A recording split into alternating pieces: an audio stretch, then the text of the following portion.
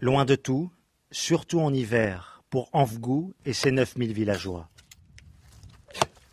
Comme pour Saïd, se chauffer, c'est à la sueur de son front. Chaque hiver, un seul et même défi, survivre dans le froid et la pauvreté.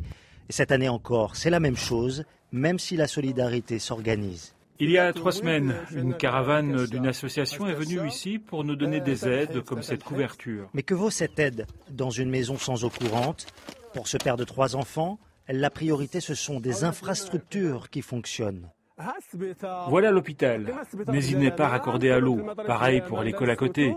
Et notre hôpital n'a pas de médecin. Nous réclamons un projet qui soit au service de la population. Sans ça, ces aides ne servent à rien.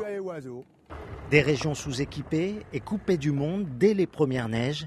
Plus tragique encore, à Tamalout, cette mère de famille a perdu son bébé il y a plus d'1 mois. Touda est en colère contre l'État, coupable à ses yeux de ne pas faire assez.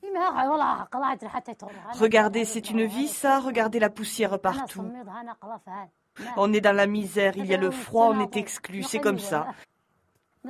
On n'a rien, juste de quoi manger. C'est une vie ça, c'est pas une maison ça. Et le dispensaire est dans le même état. Un habitant nous emmène là où depuis 8 ans, en théorie, une infirmerie devrait fonctionner. Voilà, elle est construite depuis 2004 et elle est fermée jusqu'à maintenant.